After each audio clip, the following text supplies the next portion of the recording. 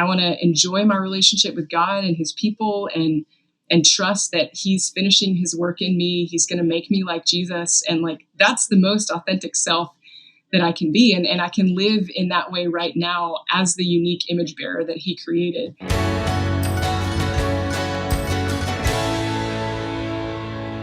I wanted to start out more like kind of bigger picture before we dive more into the connection with trauma.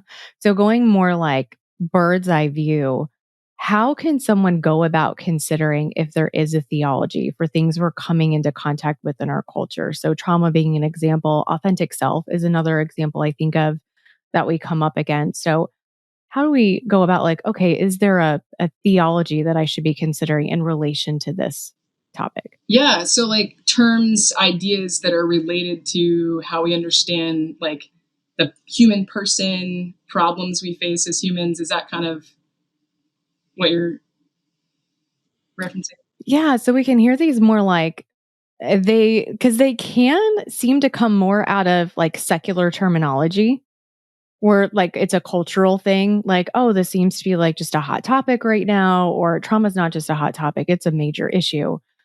But it can come across sometimes to the church, I think, as, okay, wait, this is some new thing that people are talking about in reality. Maybe just the terminology is new, or maybe the terminology is just finally catching up to the prevalence. And I've seen like pushback at certain times within the church, big C, kind of spread out all over of like, well, wait, what is this?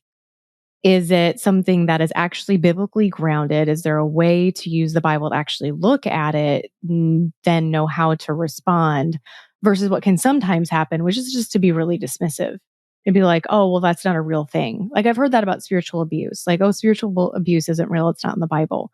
Well, it's true that the term spiritual abuse is not in the Bible, but the Bible is just soaked with spiritual abuse. A lot in the Old Testament. We got it in the New Testament. I mean, with lots of examples. I actually did a class. It was an independent study where I had to go through the Bible and give all the examples. And it's like a massive, massive list. I'm not laughing because it's funny that it's a massive list. It's just like, whoa, it's overwhelming.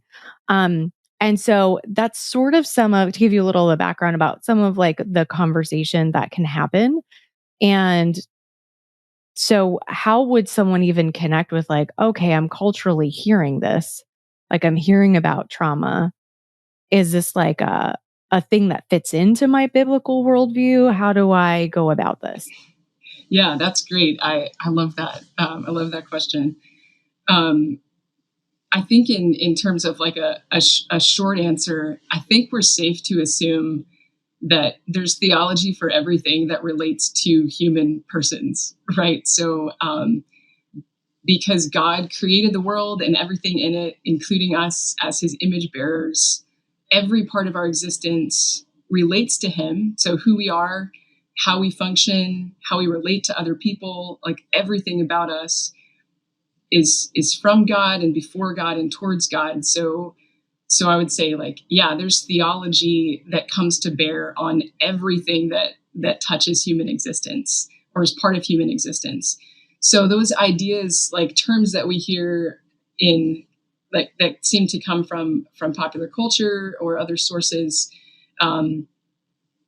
they're coming at us, kind of like those, like a Visa gift card, you get with someone's like preloaded value on it, and you get the card, but it's got this preloaded value. The terms that we hear, like authentic self, it's coming with a preloaded set of values. That's already like, there's already some kind of meaning related to God involved, even if it's like God is not involved with the view of authentic self that's coming at me. Like there is a view of God attached to that. So what I think is helpful for us to do is to use theology from Scripture as faithfully as we can, right? Be understanding theology, constructing our theology from Scripture, and then using that to evaluate the meaning of these terms that are coming at us or ideas. And so, there may be things we can affirm and other things that we would want to do our best work to try to reframe. So like with that example of authentic self, or like the language of being true to yourself, I would want to be asking, well, well, what is the authentic self, and who decides what that means? What does it mean to be true to yourself? And how a person would answer those questions, then there's points for us to then discuss, okay, like, how does that relate to what scripture says about who we are, what it means to be truly human, how we understand ourselves in relation to God? And so taking the term and viewing that kind of as a package of ideas rather than just like one term, perhaps. But how do we look at this whole package of ideas and go, oh, I could affirm this, deny this? So, like, for example, within the package of ideas related to authentic self, there's probably some value there that a person would mean, right? If a person is, I'm thinking of conversations with people, right? So like a person is using the term authentic self, that's where I'm interacting. Like, I'm not interacting with all of culture, but just this person uses this term. I want to understand, what do you mean by that? And probably there's some kind of value in our uniqueness. Like, you're a unique person, a unique individual, and you should live in that uniqueness. So there's an aspect of that. Like, I could totally affirm God created us in his image, and he displays just creative genius in the diversity of making billions of unique people. And he wants us to flourish in living out that identity that he's created for us. And so I don't want to live out my own idea of whatever authentic self I think I should be, but I want to look to see, okay, what has God designed me to be? Who has God designed me to be? It's not like my own self-determined idea, but the truest humanity, like the truest self, is the unique person God created me to be, and redeemed and gifted for service in unique ways. And I want to enjoy my relationship with God and his people, and trust that he's finishing his work in me. He's going to make me like Jesus. And like, that's the most authentic self that I can be. And I can live in that way right now as the unique image bearer that he created. So yeah, that's kind of just maybe a one way I would want to think about a term like that, and then could apply to lots of different things. But I don't know, does that does that answer, or does that help? Yes.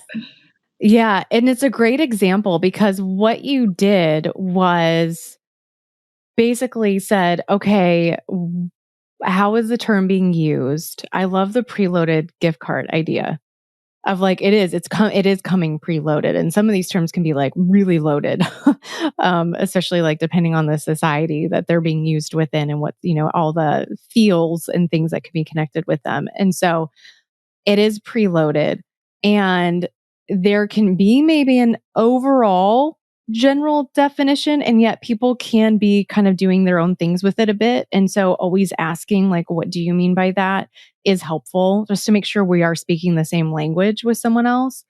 And when I look at generally how authentic self is being used in the United States, to narrow it down, I don't know if this term is being used everywhere in the same way.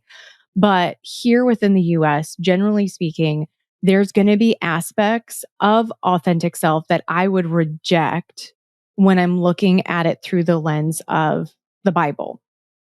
Like the self is basically higher than everything else. Like that I wouldn't agree with, where we're like, oh, okay, now all of a sudden, like, me being me is the most important thing. And it's not really about who God made me to be anymore. It's just about me being whatever it is I think that day or feel that day, and not wanting to honor and glorify the Lord. So it's like, okay, that would be a piece of it I would reject. Everything that you shared, Laura Lee, is exactly what I would talk with people about. And I do talk with people about that a lot. Like, this is really authentically, who we are as children of God. And here's like ways to think about it. So what we're doing, everyone, is we're taking the information, we're like, okay, let's assess this through a biblical lens. What does stay, what maybe is a bit twisted, and what maybe is complete garbage and when held up to the Bible and actually has to go. And it takes some mental work to do that. And we may have some emotional stuff that comes up as we do that as well. And yet it is the life of the Christian, and we get to slow down. We get to take our time. Like we get to seek out wise counsel and dig into the scriptures ourselves, be prayerful and kind of seek, okay, what are people saying? What are the conversations that are going on out there? And so for our audience, who I know has come out of a lot of stuff, a big reminder of this does not have to be a rush. This does not have to be a bunch of stuff that gets completed overnight. Like the Lord is with us as we journey and we continue to seek him. And so we get to also rest knowing that we are doing our best. And our best is because of Jesus, it is going to be good enough. Outside of Jesus, my best would not be good enough, but with Jesus, my best is going to be good enough. So we're trying here. I talked a lot about reasonable best. So yeah, I agree too that there can be a theology. I mean, we're looking at, is there a theology of these topics? Yeah. I mean, there's going to be a way to think biblically about everything. And so I appreciate you bringing attention to that too.